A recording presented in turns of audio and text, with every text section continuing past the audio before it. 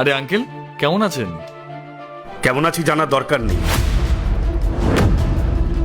আজই এখানে আমার শেষ দিন। আজকে আমি কোম্পানির কাজ ছেড়ে দেব। দিদি দেখ কি ফালতু লোক, জামাইবাবুর সাথে কিভাবে কথা বলছে।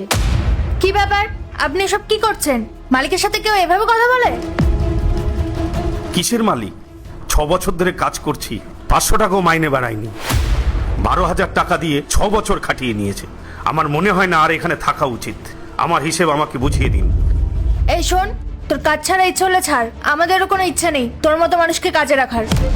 তাই যদি ছাড়তেই হয় ভদ্রভাবে ছাড়, অভদ্রদামে করিস না, বুঝেছিস?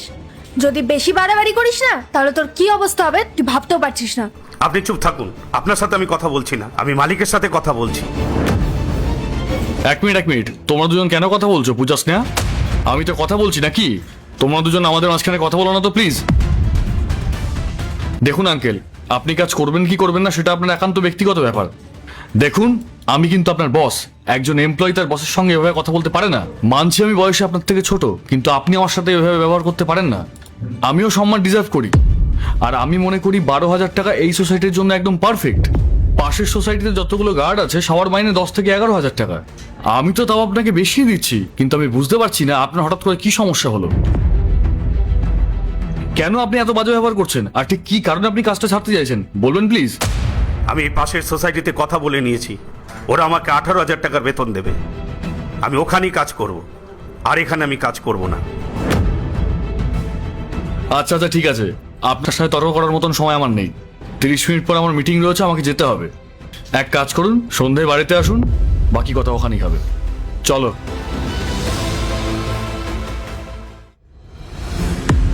আরে আঙ্কেল, দাঁড়িয়ে আছেন কেন? বসুন না। আমি এখানে বসতে আসিনি, আপনি হিসাবটা করে দিন, তারপর আমি চলে যাব। আপনার কি এখানে বসার যোগ্যতা আছে? অর্জুন, তুমি কাকে এখানে বসতে বলছো? ওর আমাদের সোফায় বসার কোনো যোগ্যতা নেই, দরকার নেই ওকে বসানোর। জামাইবাবু, দিদি একদম ঠিক কথা বলেছে, ওর দরকার নেই এখানে বসার। আপনি এক কাজ করুন, ওকে টাকাগুলো দিয়ে এখান থেকে বের করে দিন। তোমাদের দুই বোনের মাথায় কি একটু বুদ্ধি নেই? আমরা এখানে কথা বলছি আর তোমরা দুজন আমাদের মাঝখানে ঢুকে পড়ছো। কিভাবে কথা বলতে হয় আমি জানি, তোমাদের দুজনের কাছ থেকে আমি কোনো উপদেশ চাইনি।